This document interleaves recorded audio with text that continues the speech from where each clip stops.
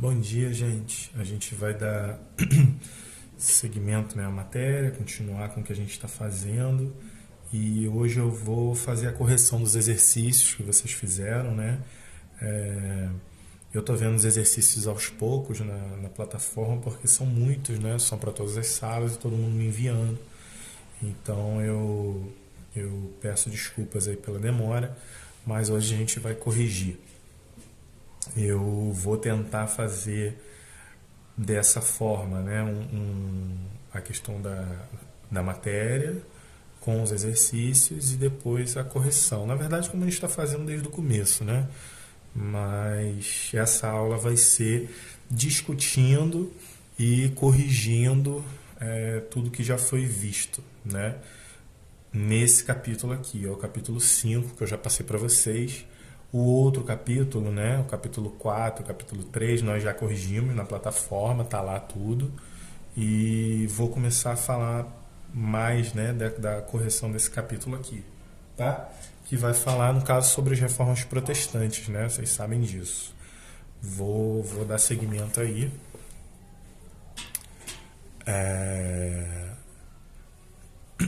Ó, vou tentar fazer sobre todos os exercícios que tem, né? Então, tudo que tiver nas entrelinhas, tudo que tiver assim embaixo, com letrinha, eu vou conversando. Olha só. A primeira pessoa a introduzir a Bíblia do latim para outra língua foi Martim Lutero. A gente sabe disso já, né? Em sua opinião, por que a tradução desse livro para outra língua foi importante para os cristãos? Nós conversamos sobre isso na aula que eu passei a matéria, né? A tradução, não só para o alemão, mas para o português, para o espanhol, para o inglês e para todas as línguas, foi importante porque a partir daí as pessoas que tinham, né, sua língua própria, sua língua pátria, por exemplo, um brasileiro, pôde ter noção do que estava sendo dito na Bíblia, né? E não só uma pessoa que estudou latim, e latim não é uma língua muito fácil, né? Mas mais ou menos esse o sentido, tá? É importante porque permite que os cristãos tenham acesso a esse livro, né? E não só os religiosos e os estudiosos, tá bom? Ó, as reformas religiosas aconteceram na Europa e influenciaram muitos países, dando origem a novas religiões cristãs, né? Converse com seus colegas sobre quais religiões cristãs vocês conhecem atualmente. Também falei isso na aula que a gente teve, né? A questão, todas as igrejas chamadas igrejas evangélicas, né? Ou igrejas protestantes, ou preconceituosamente chamadas de igreja de crente, né? Batista, Universal, Testemunho de Jeová, Adventista do Sétimo Dia, entre outras aí que eu estou me esquecendo, elas derivam, tá, desse princípio aqui de protesto, não só de Martim Lutero, mas de Antônio Calvino e do próprio Henrique VIII, tá? Igreja calvinista, por exemplo, eu vi igreja calvinista no Rio de Janeiro, eu vi uma igreja calvinista em Paraty, tá? Então, também existem por aqui. Antes do século XV, os livros eram escritos à mão, o que tornava difícil sua produção em larga escala, né? Eu tenho que copiar um livro como a Bíblia, por exemplo, se torna muito difícil. Atualmente, como é produzida a maior parte dos livros? É impressa, né, gente? É impressa, normalmente em impressoras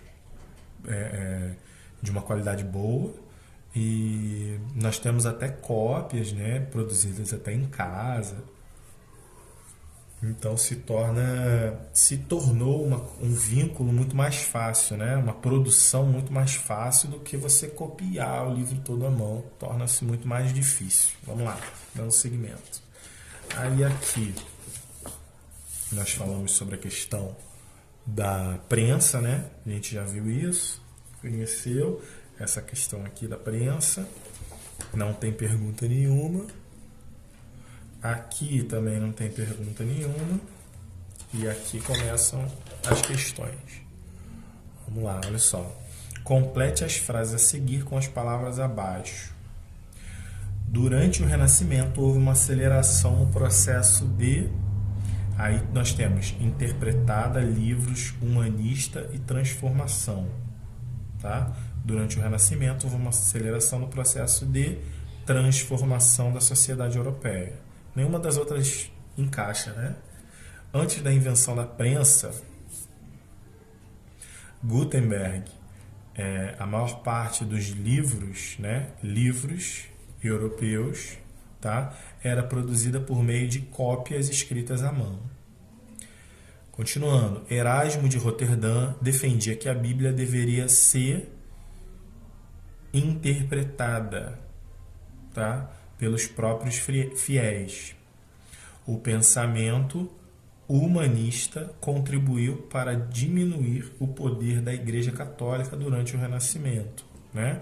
Qual é o pensamento humanista, gente? É o pensamento de valorização do ser humano, tá bom? Valorização. Questão 2, né? De que maneira a invenção de Johannes Gutenberg contribuiu para a transformação da sociedade europeia? É aquilo que a gente viu lá na outra página. A partir da prensa, né? A partir da possibilidade de se copiar mais rapidamente livros, nós da população tivemos um acesso muito maior aos estudos, né? Aos livros, tá? Antes, a população, 90% da população era analfabeta. Pouquíssimas pessoas sabiam ler e escrever. Até reis, nobres, não se interessavam pela escrita, pelo conhecimento. Então, todo conhecimento, até mesmo por obrigação eu digo assim, por força, por imposição, ficava nas mãos da igreja. Então a igreja obrigava toda a sociedade a manter todo o conhecimento dentro da própria igreja, tá? A igreja controlava o conhecimento. Então, com a valorização do indivíduo disseminada durante o Renascimento,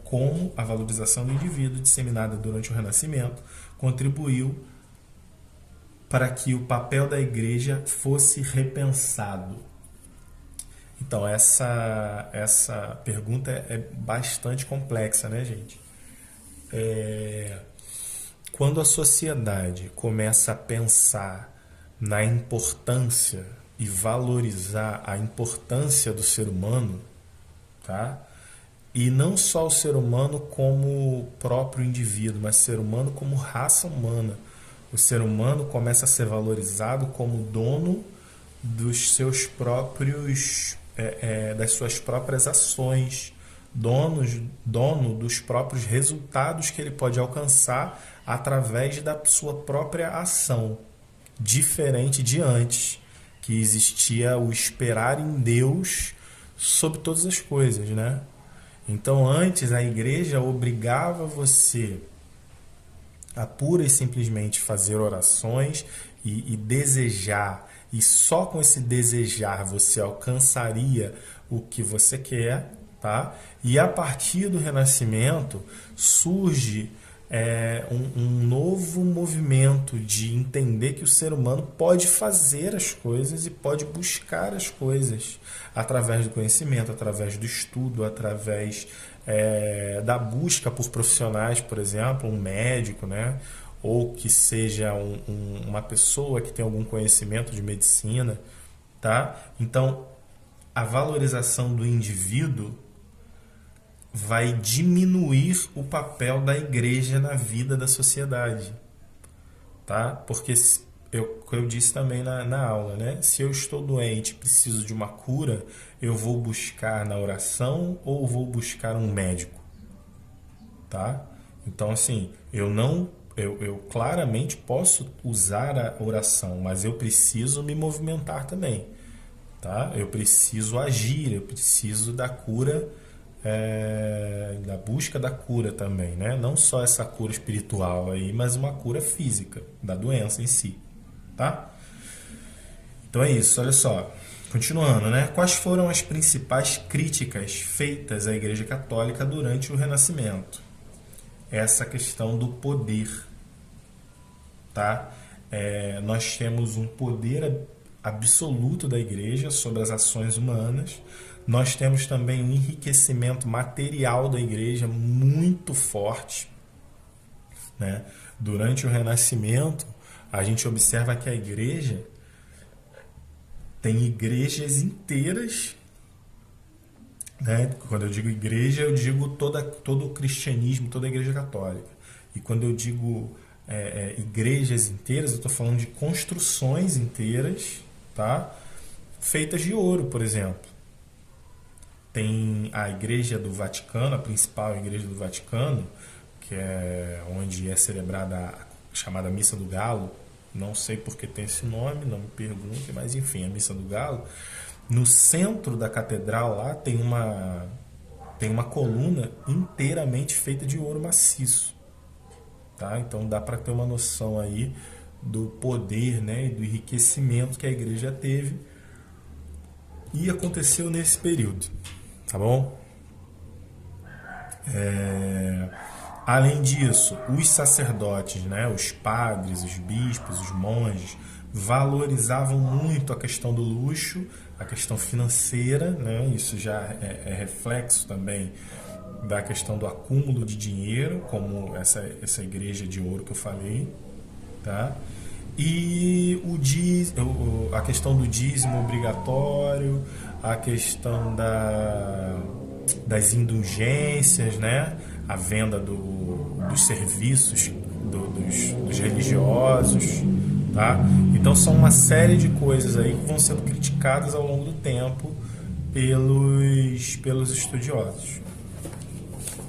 Continuando, gente. Aí a gente começou a falar, né, de Martinho Lutero, ó, a ideia dele, aqui está ele, né, uma gravura, uma imagem dele. Começou a falar do calvinismo, também falou um pouco do calvinismo, tá? Inspirado, né, em Lutero. Antônio Calvino também faz um trabalho na Suíça, se eu não me engano. Suíça, né? Na Suíça. E depois nós vamos ter Henrique VIII, uma iniciativa totalmente diferente, né? Uma questão muito pessoal, tá? Uma reforma na questão do casamento, uma mudança, né, que ele queria e não foi aceito por ele ser o rei. Ele achou que ele tinha poder absoluto e exigiu da igreja. A igreja disse não e ele rompeu com a igreja. Simples. Aí nós temos aqui, ó, questão 1, né, desse grupo aqui de atividades. Leia as afirmações abaixo e marque um X na alternativa correta. Depois, corrija as afirmações incorretas nas linhas a seguir. Questão A. Os movimentos que ficaram conhecidos como Reforma Protestante criticavam a corrupção na religião islâmica. Lógico que não, né? Na religião cristã, né, gente? O islamismo é uma outra religião, tá? C, vou pular a B porque a B está com X aqui, vocês estão vendo, então claramente está certa, né? Ó, a reforma luterana foi criada na Inglaterra após um desentendimento entre o monarca Henrique VIII e o papado, no caso o Papa. Não, né? A igreja anglicana aqui, tá bom? Aqui é para botar anglicana e aqui é para botar católica ou cristã, tá? Religião católica e aqui anglicana. E aqui está certo, ó. As reformas religiosas ocorridas na Europa durante o século XVI deram origem a novas religiões cristãs. Sim, correto, né? As reformas religiosas ocorridas durante o século XVI, anglicanismo, calvinismo e luteranismo, vão dar origem a outras religiões cristãs. É isso aí, tá bom? Ó, questão 2.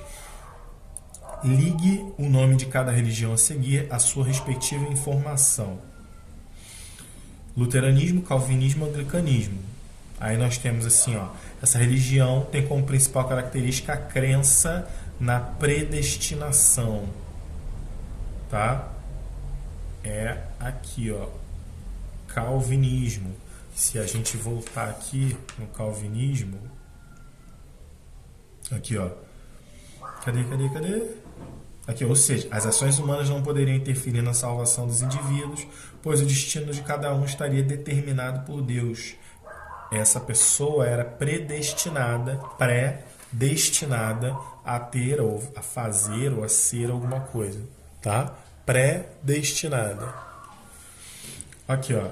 Essa religião foi criada por uma política do Estado inglês. Em inglês já é anglicanismo, né? Em decorrência da limitação do poder da Igreja Católica no país. Anglicanismo. Inglaterra, anglicanismo. Calvinismo na Suíça. Luteranismo na Alemanha. Tá? Alemanha, Suíça, Inglaterra. Continuando aqui, gente. Esse é aqui. O fundador dessa religião defendia que os fiéis deveriam ter acesso direto à Bíblia. Por esse motivo, traduziu essa obra para o idioma da região onde vivia, a Alemanha. A primeira Bíblia traduzida, né, por Lutero é no idioma alemão. Então aqui, ó, alemão, tá? E depois, ó, explique o que foram as revoltas camponesas. Tá? As revoltas camponesas foi um movimento de camponeses influenciado por Lutero, né, que começaram, a partir das ideias de Lutero, a questionar o porquê que os nobres e a religião tinham tantos privilégios e o porquê que os camponeses, que eram uma parcela tão grande da sociedade, tinham que trabalhar tanto e se sacrificar tanto. Por que a nobreza tinha direito a tanta coisa e os camponeses só tinham que trabalhar? Essa é a grande questão, tá? Então é isso aí. Eles buscavam direitos, né, que tinham sido extintos, tinham sido abolidos, como, por exemplo, o direito das chamadas terras comunais. Tá? Se a gente voltar aqui, ó. Aqui, ó. Se a gente voltar aqui, ó. Ó. Cadê? Exigir alguns de seus direitos que haviam sido abolidos, como o uso das terras comunais, né? Terras comunais de terras comuns, onde toda a população pudesse plantar e recolher o sustento, né? Coisas para alimento, por exemplo, tá? Basicamente é isso. Vamos lá. Aí, gente, a gente entra num novo movimento aí, né, que foi a matéria da última aula, a questão da Contra-Reforma e todos os desdobramentos que teve essa Contra-Reforma aí. Contra-Reforma, né, que foi um movimento contrário à Reforma Protestante, o próprio nome diz, Contra-Reforma, tá? O Concílio de Trento foi uma reunião aí que durou 8 anos, decidindo, né, quais eram as ações que a Igreja Católica tomaria a partir dali, tá? Uma dessas ações foi a Companhia de Jesus, né, para espalhar essa palavra aí de Deus além da Europa e para os outros continentes, principalmente para a América, né? Falei também um pouco sobre a Inquisição, que era uma espécie de um tribunal, né? Uma espécie de uma polícia religiosa que lutava contra tudo que não era da Igreja Católica. Tá? Essas coisas que não eram da Igreja Católica eram chamadas de pagãs, né? Ou o paganismo, e heresias, ou o herege, né? Tá? Então, por exemplo, religiões como a religião grega, a religião egípcia, a religião nórdica, tudo isso era atacado pela Inquisição. Tá? Aí aqui nós temos o exemplo, né, de um auto da fé, que é a execução das pessoas aqui pela fogueira. Nós temos aqui, talvez seja um dos maiores crimes, né, da humanidade, que eram as perseguições, aí, um dos maiores não, mas um grande crime. Um dos maiores sim, né? Não é o maior, mas um dos maiores. Essa perseguição a mulheres que tinham conhecimentos naturalistas, né? Como, por exemplo, um conhecimento de chás, um conhecimento de de uma planta que melhora determinada dor, tá? Uma planta calmante, enfim, uma série de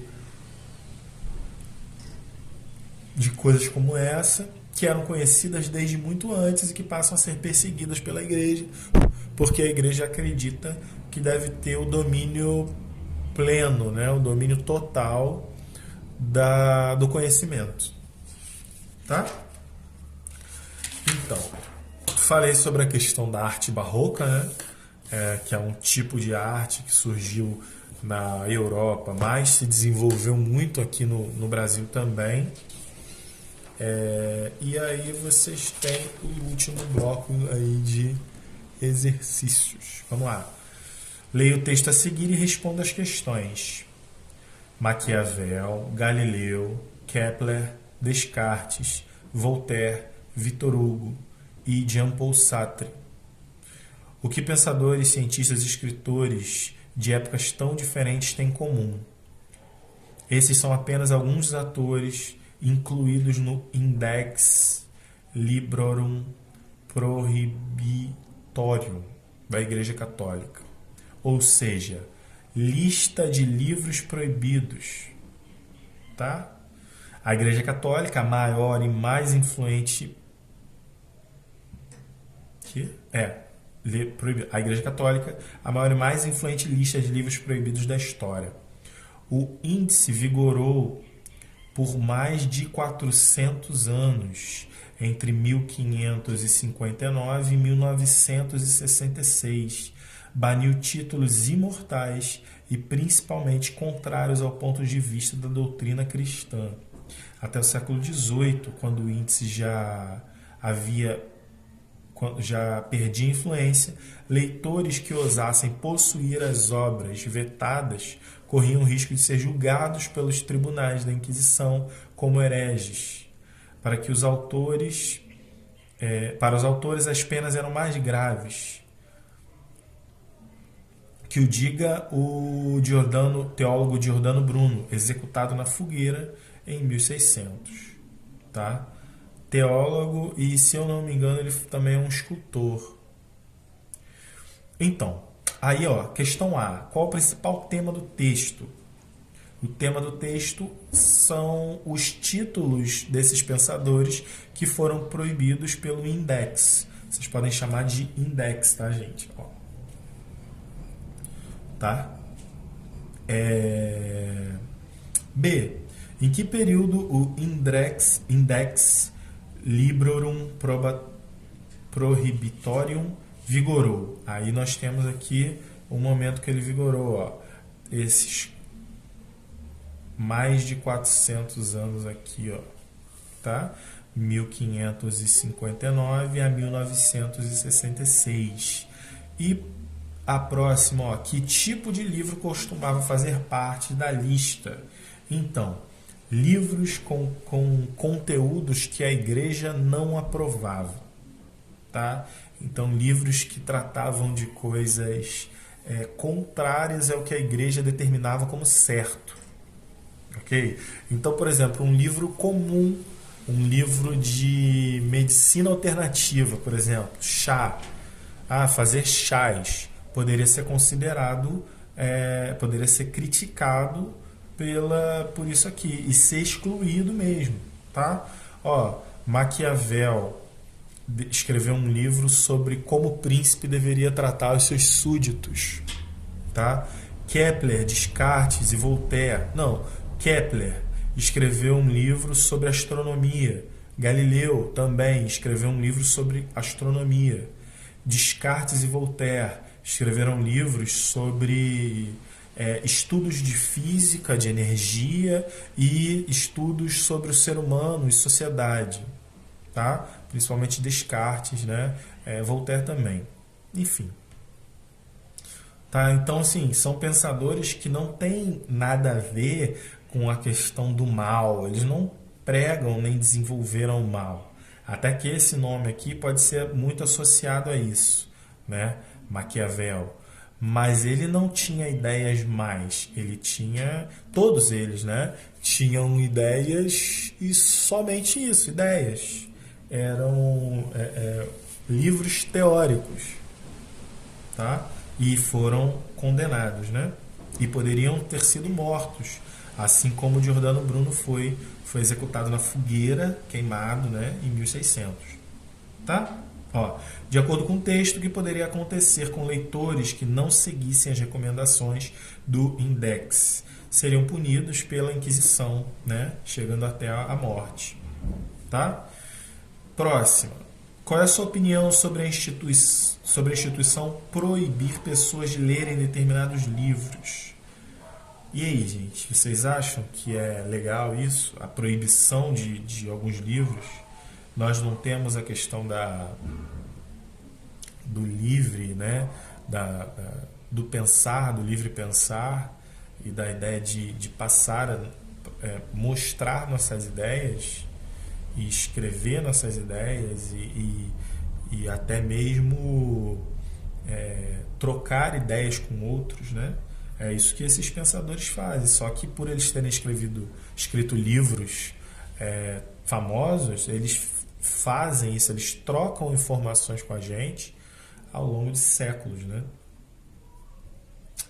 F. Faça uma breve pesquisa para saber quem foi Giordano Bruno,